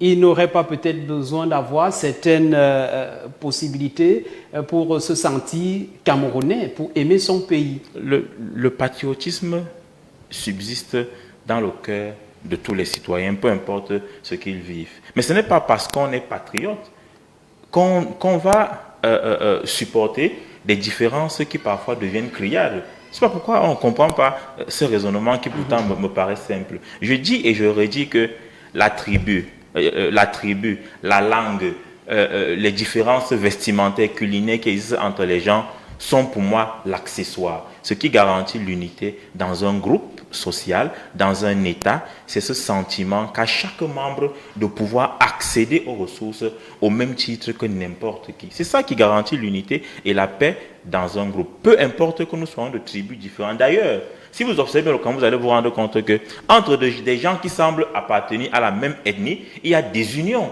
Lorsqu'on se rend compte qu'il y en a qui ont plus de chances d'accéder à certaines ressources que nous. Donc la langue, fondamentalement, n'est pas l'essentiel lorsqu'on veut unir les peuples. Des gens peuvent, en France, les gens parlent le français. Mais est-ce que vous pensez que tous les Français ont ce sentiment de justice? En Espagne, on parle le castillan. Est-ce que vous pensez que tous les Espagnols ont ce sentiment de justice, de pouvoir accéder de manière équitable aux ressources? Tant que cela n'existe pas, l'unité reste à parfaire. Madame Marie-Jeanne Abega, avec vous, est-ce qu'on peut évoquer l'apport du politique dans la stabilité de notre unité nationale? Je ne pense pas qu'on puisse attribuer la stabilité, l'entière responsabilité de la stabilité à notre pays, de la politique à notre pays. Ceux qui sont en politique, on le retrouve aussi hors de la politique. Et hors de la politique, il y a des personnes, des citoyens qui influencent la stabilité et la paix dans notre pays, qui ne sont pas forcément des hommes politiques. Mais quant aux hommes politiques, moi je dirais que le rôle de la politique est d'abord d'éduquer les populations et non pas de faire la promotion, l'apologie des discours de haine. Parce que lorsque les politiciens entrent dans les discours, les politiques encouragent les discours de haine, ça peut entraîner des catastrophes qu'on n'a pas imaginées. Monsieur Alassa a parlé tout à l'heure des discours de haine sur les réseaux sociaux. Les discours de haine sur les réseaux sociaux, ils n'ont pas encore 10 ans. Je ne pense pas qu'ils aient même déjà 5 ans. C'est quelque chose qui est né récemment et qui a pris de l'ampleur, qui a pris des allures et qui prospère effectivement dans notre pays parce que ça prouve que les gens adhèrent massivement à ce qui est négatif. Lorsque c'est négatif, ça draine beaucoup plus de foule et pendant que lorsque on donne une éducation positive aux uns et aux autres, il semble croire que l'éducation positive qu'on leur donne, c'est pour qu'il n'ait pas moyen de revendiquer ou alors de créer des grands mouvements qui vont ternir l'image du pays tel que ce que nous vivons actuellement. Les discours de haine, on les attribue et les stéréotypes sont nés lorsque tu soutiens l'action gouvernementale, on t'appelle sardinard. C'est parce que tu manges le pain et la sardine. Et lorsque tu ne soutiens pas l'action gouvernementale, tu es tontinard. Mais ces mots-là, nous les avons fabriqués dans notre pays parce que les camps s'affrontent. Les camps de ceux qui pensent qu'on devrait se mettre ensemble pour bâtir la République et le camp de ceux qui pensent qu'on devrait passer le temps à critiquer l'action gouvernementale. Alors, c'est ce camp-là qui draine la majeure partie des foules. Donc, moi, je pense que les politiciens, ceux qui font déjà un travail positif pour notre pays, devraient continuer dans leur logique à soutenir l'action gouvernementale et à faire la promotion de la paix, la promotion de l'unité, la promotion de la démocratie, la promotion de la justice. Je pense que ça devrait continuer. Ceux qui sont donc dans l'autre camp, qui continuent à faire l'apologie de la division, de la haine, devraient se ressaisir. Lorsque le chef de l'État nous a ouvert la porte des réseaux sociaux. C'est l'une des politiques la politique du chef de l'État qui nous a permis d'avoir les réseaux sociaux. Ce n'était pas pour qu'on utilise les réseaux sociaux pour l'insulter d'abord en premier, ou alors pour diviser les Camerounais. C'était pour que nous ayons de l'espace de communication, l'espace de recherche pour ceux qui vont à l'école, l'espace libre pour qu'on se rencontre, qu'on fasse des rencontres, qu'on fasse des bonnes choses et qu'on fasse la promotion de ce qui est positif. Mais nous utilisons aujourd'hui les réseaux sociaux pour faire l'apologie de ce qui est négatif. J'ai saisi l'occasion pour interpeller la jeunesse camerounaise. Les réseaux sociaux, ce n'était pas pour qu'on se bagarre, ce n'était pas pour qu'on ternisse l'image du pays, c'était pour que nous soyons unis, c'était pour qu'on puisse se rencontrer, c'était pour nous offrir de l'espace de communication moins cher. Il faut le souligner ici qu'en communiquant par WhatsApp, Facebook, c'est plus moins cher qu'appeler quelqu'un par la ligne fixe. Donc c'était ça l'une des priorités que le chef de l'État a voulu nous accorder et qu'il nous a accordé. Ce n'était pas pour qu'on les utilise négativement. Donc, pour moi, la politique, faire de la politique n'est pas une mauvaise chose, mais c'est l'idéologie qu'on donne à son discours politique qui fait problème et qui peut apporter une politique et une idée négative qui influence aussi négativement les actions du pays. Et justement, dans ce sens, il y a certains jeunes Camerounais qui se montrent vraiment positivement à travers les réseaux sociaux. Ils utilisent d'ailleurs les réseaux sociaux pour se créer et créer des emplois pour les uns et des autres, Madame Zikoumé. Bien évidemment, l'outil Internet est là pour plusieurs raisons.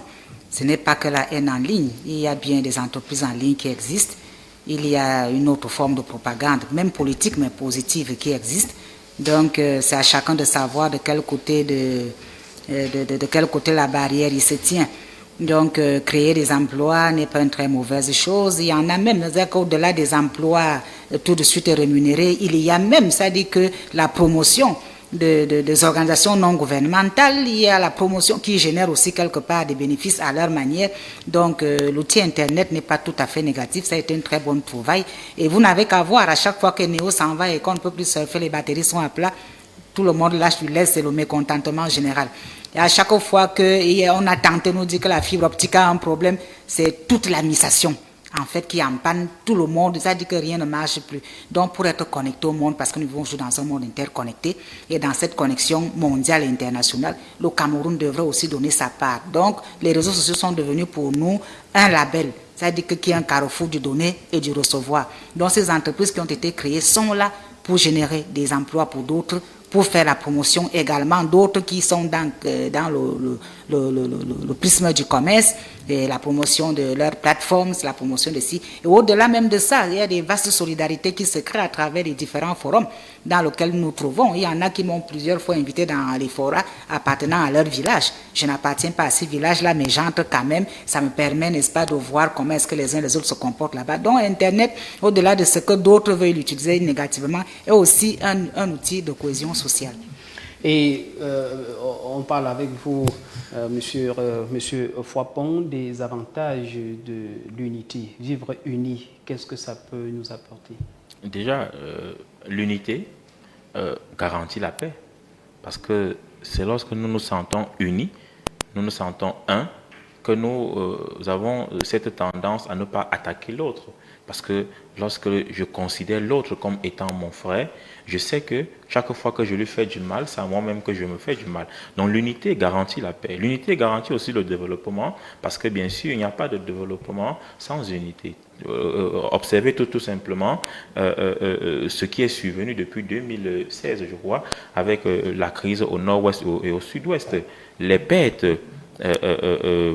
humaines, certes, mais les pertes également économiques qui, en quelque sorte, obscurcissent l'avenir, non seulement de cette partie du pays, mais du pays de manière générale. Parce que, quoi qu'on dise, les ressources qui sont en quelque sorte lapidées là-bas pourraient aider au développement de cette partie, mais aussi au développement de la nation en général. Donc, nous avons tout intérêt, si notre unité n'est pas parfaite, parce qu'elle ne le sera jamais, nous avons tout intérêt à travailler pour l'avènement d'une unité véritable, parce que ce qu'il faut dire sans embâche jusqu'ici, c'est que malgré les efforts qui sont fournis sur le plan politique, sur le plan culturel, ainsi de suite, l'unité nationale au Cameroun reste encore à parfaire. Et alors que, comme on vient de le démontrer, elle a de nombreux avantages. Maintenant, avant de remettre la parole, j'aimerais quand même revenir sur la question des réseaux sociaux. Les réseaux sociaux, effectivement, unissent, mais divisent également. Les réseaux sociaux unissent dans la mesure où, de manière simple, les réseaux sociaux réduisent la distance entre les Camerounais. C'est-à-dire que celui qui est à l'est peut facilement communiquer avec celui qui est à l'ouest, celui qui est au nord peut communiquer avec celui qui est au sud. Les réseaux sociaux, parce que facteurs d'éducation, permettent aussi de sensibiliser sur l'importance de l'unité. Mais les réseaux sociaux divisent parce que, comme on le voit, parce que moi je vais toujours évoquer la question de l'accès. Lorsque tout le monde n'a pas accès de la même manière aux réseaux sociaux, ça devient également un facteur de division. Parce que effectivement, si celui qui est dans une zone où il n'y a pas d'électricité, où il n'y a pas de réseau Internet, n'a pas accès aux réseaux sociaux, il se sent déjà différent de celui qui en a accès à profusion. Et donc, dans ce sens, ça peut également diviser. Mais ils peuvent également diviser lorsqu'ils deviennent un moyen pour véhiculer la haine, pour véhiculer la division, et cela interpelle le régulateur. Parce que quoi qu'on dise, il y a un régulateur des réseaux sociaux au Cameroun, et il y a une agence qu'on appelle l'ANTIC qui doit réguler, il y a le ministère des Postes et Télécommunications qui doit réguler, il y a enfin le législateur qui doit à un certain moment prendre des mesures fortes pour réguler l'accès aux réseaux sociaux. Il y a des pays où vous n'avez pas accès à certains sites si vous n'avez pas justifié d'un certain nombre de conditions, par exemple les conditions liées à l'âge, les conditions liées à une certaine probité morale, ainsi de suite, parce que cela empêche justement la propagande de ce type de discours. Donc il faut une régulation des réseaux sociaux. Et justement, parlant de cette régulation, le ministre des Postes et Télécommunications convoque régulièrement la presse pour donner des directives dans le sens de sensibiliser davantage les Camerounais. Et toujours au sujet de notre thème de ce jour, chers téléspectateurs, vous regardez le grand débat sur Cam10 Télévision. Nous allons vous faire écouter ce que pensent les Camerounais au sujet de l'annulation des festivités de la fête nationale de l'unité pour une deuxième fois consécutivement.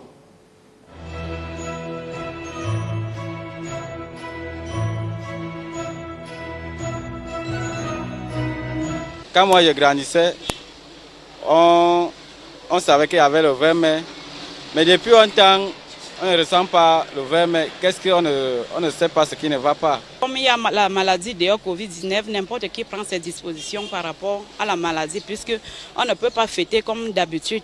Puisque d'habitude, il y a le défilé, à manger et à boire, mais cette année, on doit prendre les dispositions par rapport à la maladie.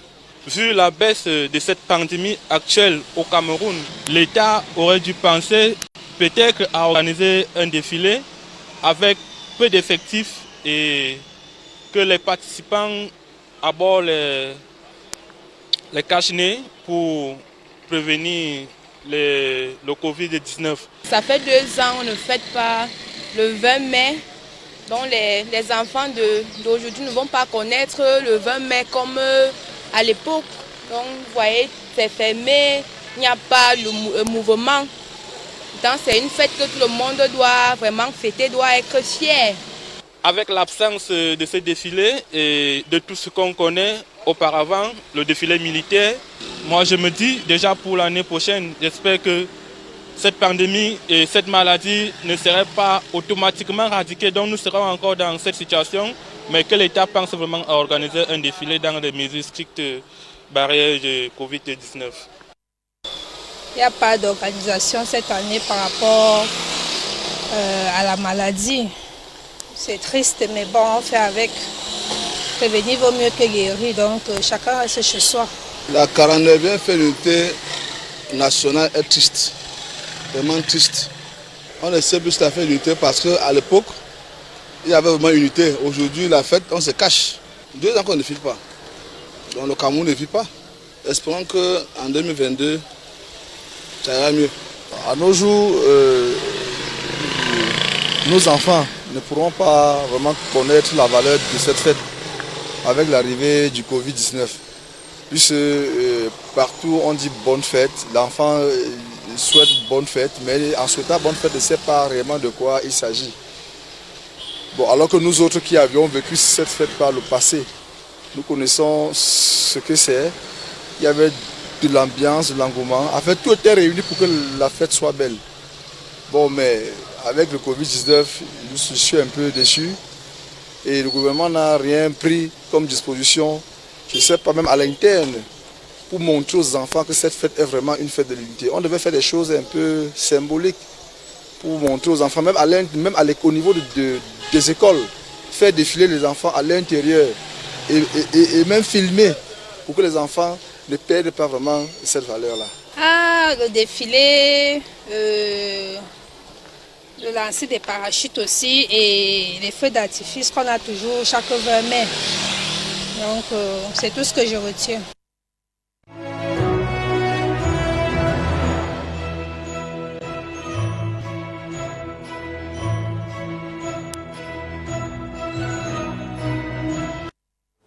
Voilà qui est dit. Chaque Camerounais a une petite idée au sujet de cette annulation de la fête nationale, des festivités de la fête nationale de l'unité pour la deuxième fois consécutivement. Espérons de toutes les façons que Dieu permettra que le Cameroun parvienne à tordre définitivement le coup à cette pandémie Covid-19 pour que l'an 2022 qu'on célèbre normalement la fête nationale de l'unité. Nous vivons aujourd'hui l'impact négatif de cette Covid.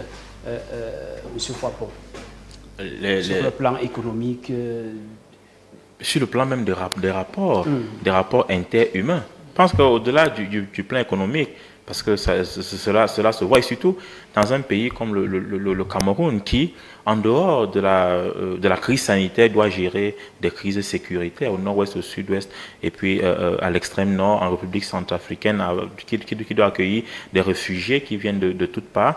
D'ailleurs, on a eu peur également que l'instabilité, certes qui n'a pas duré, au Tchad puisse aussi affecter quelque part la santé financière du Cameroun. Donc, il y a certes bien évidemment un impact sur le plan économique, il y a un impact sur le plan des rapports interhumains, comme je le disais, il y a un impact sur le plan éducatif, et c'est cela qui d'ailleurs m'intéresse. Vous vous rappelez que l'année passée, on a dû fermer les écoles pour respecter la distanciation sociale, sauf que la reprise a été quelque peu difficile parce que les élèves des classes intermédiaires ont été obligés de ne pas terminer l'année et seuls 2 trimestres ont été considérés, ce qui a un impact sur la couverture des programmes et sur le niveau de l'enfant qui doit avancer, qui doit passer en classe supérieure.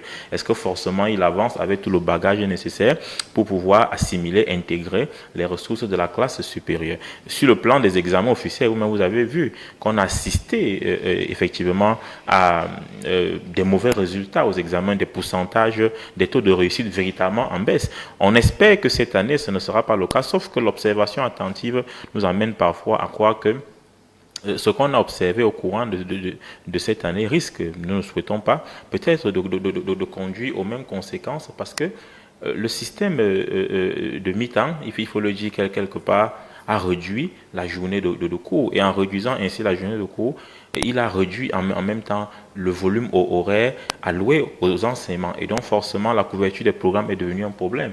Ça veut dire que soit on était obligé d'aller vite et donc d'être superficiel dans les programmes, soit on est obligé d'aller normalement et de ne pas couvrir les programmes. Donc, il y a un impact sur ce plan. Et bien sûr, il y a un impact sur l'organisation des célébrations. C'est vrai que quelque part, l'organisation de certaines parades ne me paraît pas essentiel. Le 8 mars, j'ai même été content qu'on annule.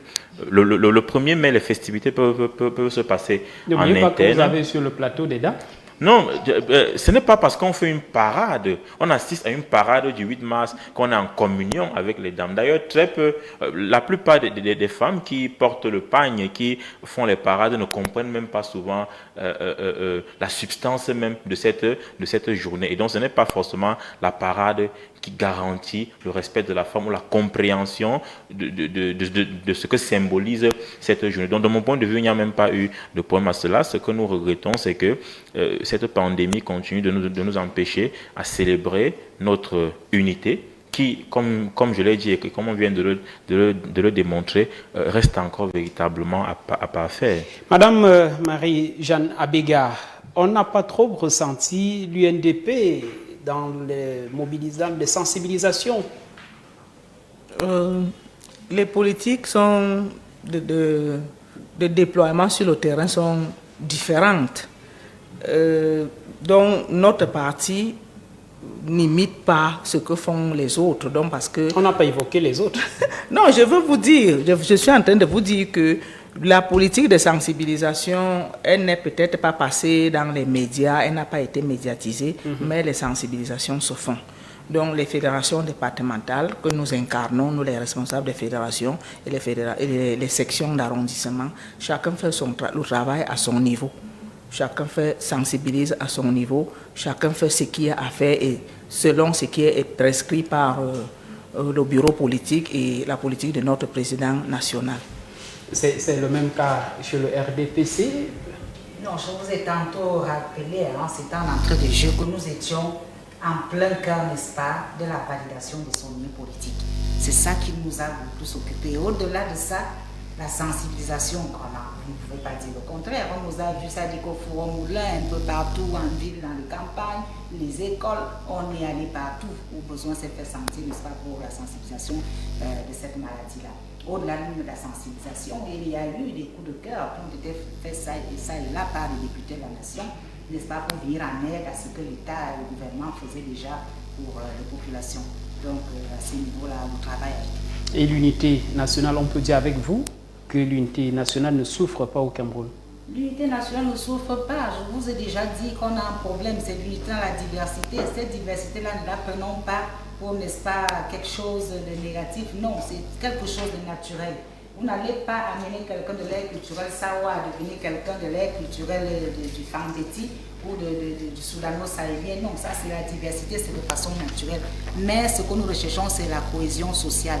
Et nous avons tantôt dit que ceux qui continuent, n'est-ce pas, d'enfler le conflit anglophone-francophone sont ceux qui n'ont jamais rien compris.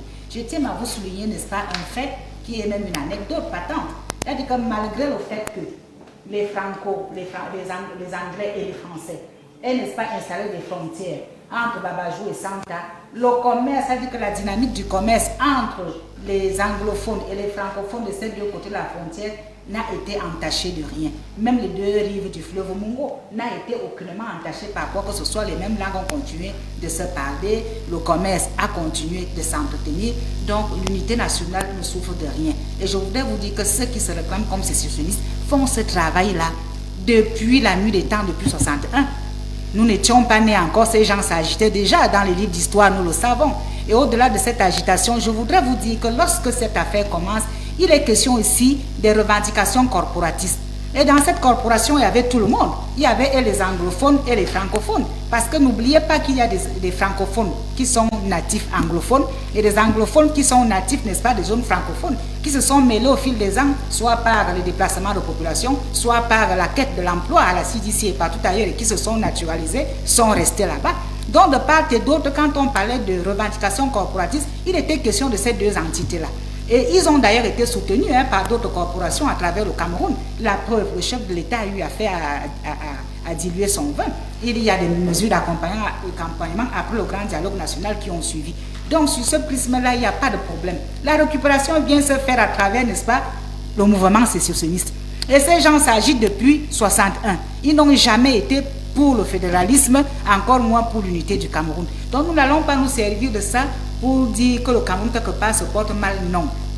Dans la zone de Bonabéry, nous avons une forte colonie anglophone venue s'installer après, n'est-ce pas, l'instabilité politique que nous connaissons là-bas. Mais ils sont à Bonabéry chez eux. Il y a des activités commerciales qui se suivent, ils vivent naturellement. Sauf qu'on ne se sent jamais aussi bien que chez soi. Quand je parle de chez soi, c'est entre guillemets pour vous dire qu'ils auraient bien voulu mener ces activités qui à Bamenda, qui à Babajou, qui à Fundong. Mais moi je dis, nous n'allons pas nous servir de ces conflits périphériques pour estimer que le Cameroun se porte mal. Il a simplement du plomb dans l'aile. Heureusement que nos soldats au front, engagés, déterminés plus que jamais, se battent pour l'intégrité, pour protéger nos frontières, protéger les Camerounais et leurs biens. C'est la raison pour laquelle nous vous invitons, chers téléspectateurs, à regarder ce reportage que nous propose la réalisation.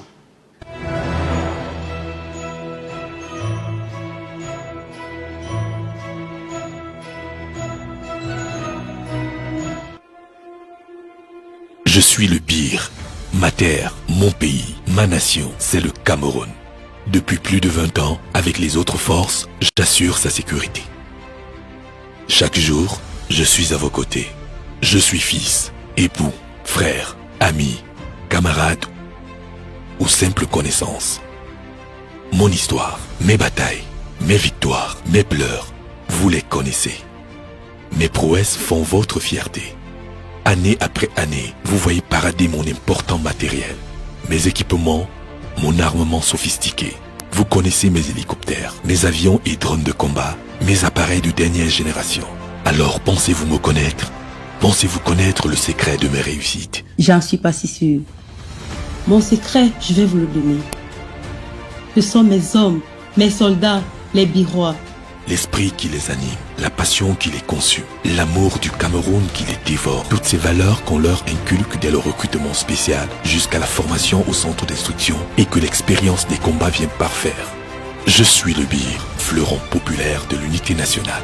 Un doux et savant mélange des tribus et de religions du berceau de nos ancêtres.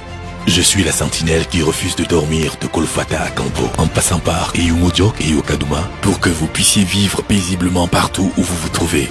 Je suis l'ultime rempart pour protéger nos maisons et défendre le sanctuaire que nous ont laissé nos ancêtres. Là où il manque un enseignant, j'enseigne. Là où il manque une route ou un pont, j'en construis. Là où il manque un médecin, je soigne. Quand menace la faim et la famine, je partage ma sardine. À tous les prix, je dois accomplir ma mission. Vous protéger. Je l'ai juré et je le ferai jusqu'au sacrifice de ma vie s'il le fallait. Jusqu'au sacrifice suprême. Je suis le Bir, du colonel au soldat sans oublier le civil. Je suis le bouclier du Cameroun. Ma raison d'être, ma raison d'être, ma raison d'être, ma raison d'être, chers compatriotes, c'est vous. Bonne fête nationale.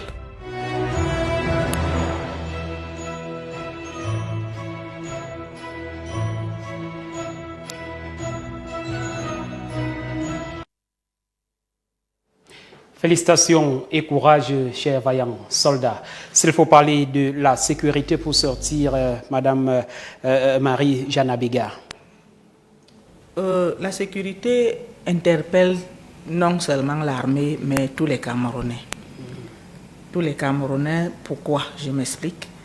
La population devrait collaborer avec les forces de maintien de l'ordre, les forces de sécurité, sur le plan du renseignement.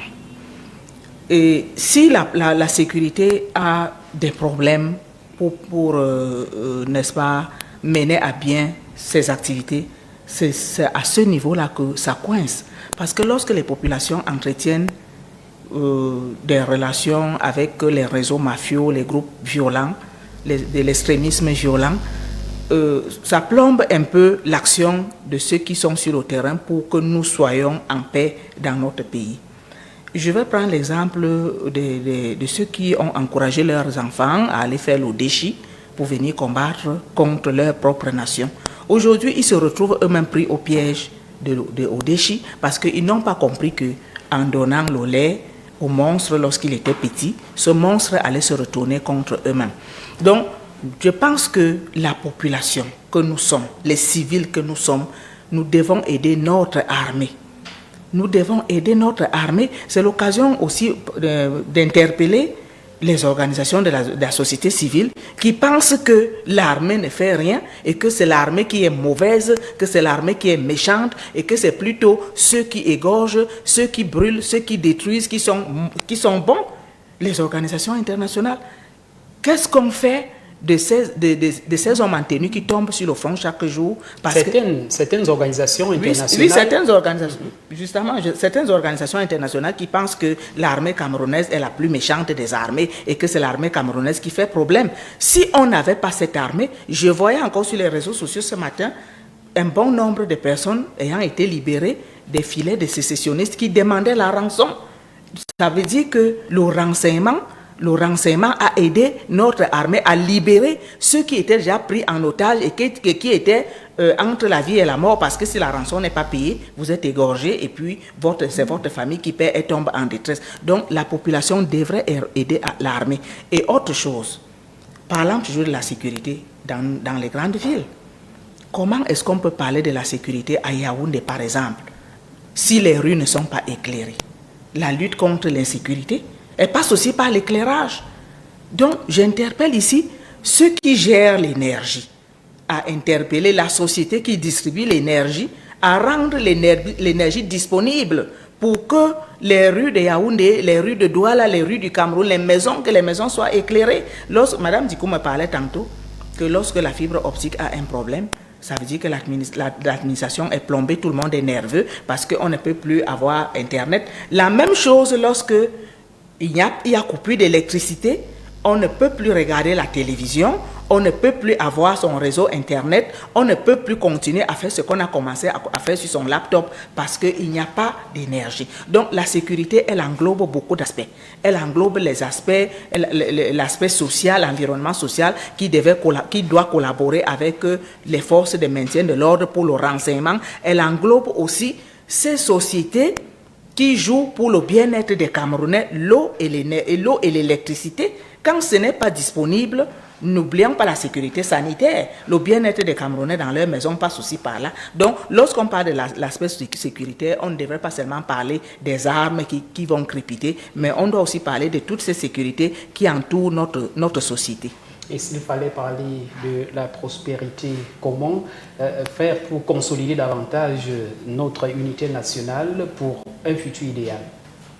La consolidation de notre unité nationale passe par le bon vouloir de chacun d'entre nous.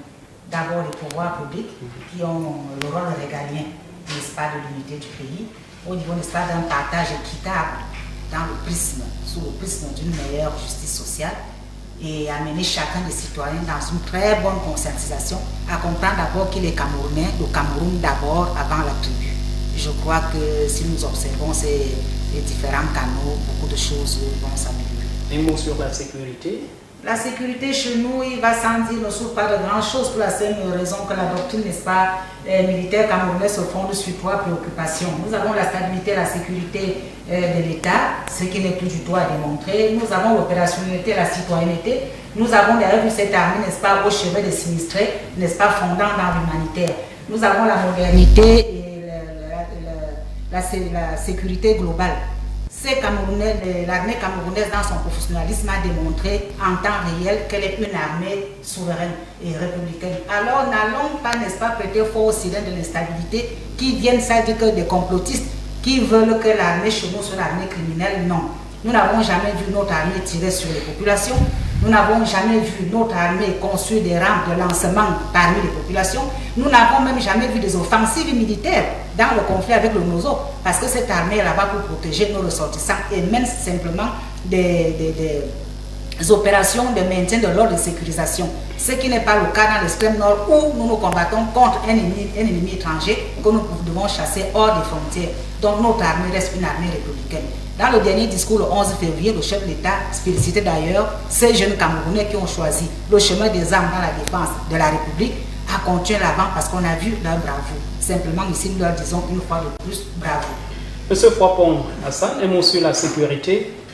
Je commence par être étonné par la dernière déclaration de Madame Dikoumé, c'est-à-dire que sur le plan sécuritaire, le Cameroun ne souffre de rien. C'est faire croire aux Camerounais que les contingents de militaires qui vont tous les jours au nord-ouest, au sud-ouest, vont à un mariage, vont assister à un mariage, ou que ceux qui vont à l'extrême nord vont assister à l'anniversaire du gouverneur. Dans le sens de ceux qui culpabilisent nos soldats. On n'a pas besoin de parler de ceux qui culpabilisent nos soldats. La question est simple. Est-ce que sur le plan sécuritaire, le Cameroun souffre de quelque chose? Il est clair que le Cameroun n'a jamais été aussi affecté sur le plan sécuritaire qu'aujourd'hui. L'armée camerounaise n'a jamais été autant sollicitée qu'aujourd'hui. Il suffit d'observer tout simplement les pertes en vies humaines dans le nord-ouest et dans le sud-ouest. De nombreux Camerounais meurent du fait de l'insécurité qui y règne. De nombreux soldats meurent du fait de l'insécurité qui y règne. Donc il faut faire la part des choses. On est en droit de féliciter l'armée, de qualifier l'armée camerounaise de républicaine, mais on n'est pas en droit de donner l'impression aux Camerounais que tout va bien parce qu'il y a une insécurité dans certaines parties du pays. Ça, c'est sur le plan militaire. Au-delà du plan militaire, et dans ce sens, on ne peut pas sortir de là sans féliciter les efforts de l'armée, de ces vaillants Camerounais qui, tous les jours, donnent de leur vie pour que le pays se porte mieux. Et en dehors de la sécurité militaire, on l'a dit, je suis d'accord avec le discours de Mme Abega, qui, effectivement, il faut tout savoir qu'au-delà de la sécurité militaire aux frontières, il y a une sécurité à l'intérieur même du pays. Je l'ai dit, il y a une sécurité des cœurs. Il y a une sécurité des âmes. Est-ce que les Camerounais dans leur pays, dans l'intérieur de leur pays, se sentent en sécurité? La sécurité sanitaire est-elle garantie? La sécurité sociale était garantie. Et j'aimerais rappeler, parce que quand on célèbre la fête de l'unité, on met l'armée en avant. J'aimerais rappeler que sur ces différents plans, l'armée peut jouer également un grand rôle. Tout à l'heure, dans l'élément qui est passé, on a entendu un militaire dire « Là où il n'y a pas d'enseignants, j'enseigne ». L'armée peut être sollicitée même en tant que... il y a le génie militaire qui peut être sollicité parfois pour des infrastructures de base, l'eau, l'électricité, les routes, ainsi de suite. Donc, Une armée forte garantit aussi le développement, l'unité et la prospérité d'un pays. Et pour vous, comment faire désormais pour garder notre unité nationale? Je l'ai dit, quand on parle d'unité, il faut distinguer l'accessoire de l'essentiel. Les questions qui sont souvent évoquées dans des discours politiques, dans certaines analyses, la langue, les différences vestimentaires, pour moi, sont fondamentalement accessoires. Parce que nous pouvons parler la même langue sans être aucunement unis. La preuve, c'est que dans certaines familles, il y a même une unité de contingence, alors que fondamentalement, ils ne sont pas unis. Pour travailler sur l'unité, il faut la justice. Et la justice, de mon point de vue, c'est garantir l'égalité des chances. Comme vous l'aviez évoqué. Effectivement, l'égalité des chances d'accès à toutes les infrastructures et aux ressources. Chaque citoyen, où qu'il se trouve, doit se sentir intégré et ne peut se sentir intégré que dans la mesure où il sent qu'il a les mêmes chances d'accès aux infrastructures et aux ressources, parce que ceux qui nous dirigent, et c'est là où je suis également d'accord. Bon, certes, elle a dit que les questions d'unité interpellent chaque Camerounais à son niveau, mais je pense que les premiers qui sont interpellés quand on parle d'unité, ce sont ceux qui ont pris la charge de l'administration. Oui, j'ai bien compris. C'est pour ça que je dis que vous avez certes précisé que les pouvoirs publics sont interpellés, mais il faut indiquer qu'ils sont interpellés au premier chef. Dans la mesure où ils ont pris la responsabilité. Et justement, Madame Florence Dikoumé voudrait ajouter quelque chose. Je voudrais dire quelque chose parce que là, je crois qu'on ne s'est pas compris. Lorsque vous m'avez posé la question de la sécurité, je vous ai parlé, n'est-ce pas, des trois préoccupations premières de l'armée. Donc quand j'ai parlé du niveau de la sécurité au niveau de l'armée, c'était au niveau de la stabilité. Pour vous dire que notre armée n'est pas pouvoiriste. On n'a jamais eu des coups de force chez nous sous prétexte que l'armée et les gens sont sortis des casernes, n'est-ce pas, pour perpétrer des choses pas bien avec ces hauts sanctions entre les citoyens. Je n'ai pas dit que la sécurité sur l'étendue du territoire national allait... C'est ce que j'ai cru comprendre. Non, ça je n'ai pas dit. Comment c'est gros comme on est sur la ville. Nous avons les échauffeurs du côté du Nozo, nous avons Boko Haram, nous avons des incursions répétées des rebelles centrafricains à l'est du Cameroun. Si l'armée est interpellée, c'est parce qu'il y a tous ces fronts de bataille. Effectivement. La fête nationale de l'unité au Cameroun, on comprend clairement, pour ne pas le citer, le chef de l'État qui disait il y a quelques années à propos de la menace terroriste dans l'extrême nord, je cite, « Ce n'est pas le Boko Haram qui va dépasser le Cameroun ». Fin de citation. Voici la deuxième année consécutive que la fête nationale s'est célébrée sans festivité officielle et populaire. On ne peut dire qu'avec force que ce n'est pas le Covid-19 qui va entamer l'unité du Cameroun pour relever que, même sans réjouissance et retrouvailles festives, la fête de l'unité est restée ce qu'elle est dans son sens, dans son essence. Et un moment d'arrêt pour magnifier un choix fait librement par les fils et les filles du pays il y a 49 ans et qui garde toute sa pertinence aujourd'hui. Bien sûr, suite aux échanges sur le plateau du grand débat de ce dimanche 23 mai 2021, l'on peut retenir que les 49 ans de l'État unitaire n'ont pas été un long fleuve tranquille, dont des menaces sont apparues ici et là. Le cheminement a connu ces périodes tranquilles, mais aussi des périodes de troubles, celles que vivent les Camerounais depuis à peu près 8 années déjà, est justement l'une des plus difficiles au plan sécuritaire. Le Cameroun vit une série noire en termes de menaces à son unité. Mais le pays, tel un Rousseau, n'est pas prêt de rompre, notamment grâce au leadership judicieux de son président, à la bravoure de ses forces de défense et de sécurité, mais aussi à la conscience de la grande majorité des Camerounais qui, au fil des épreuves, ont compris qu'ils sont nettement plus forts ensemble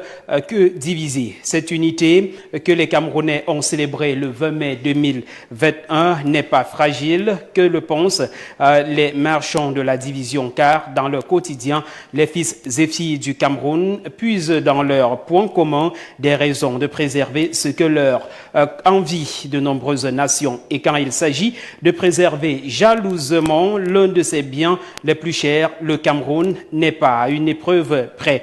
Il en a vu autant il y a quelques années. Malgré les divergences, l'amour de notre chère patrie habite tous les Camerounais qui sont appelés sans cesse à la table de l'unisson pour le pardon, la renaissance morale dans la paix, le travail pour un Cameroun de demain plus radieux.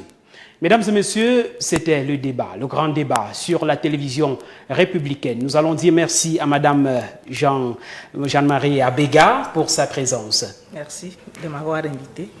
Madame, merci pour avoir accepté l'invitation de Camdis Télé.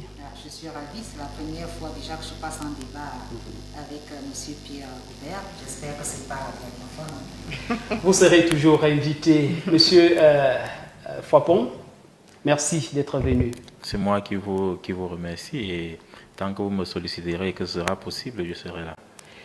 Quant à vous, chers téléspectateurs, merci pour votre fidélité. Restez justement fidèles au programme de Camdis Télévision. À dimanche.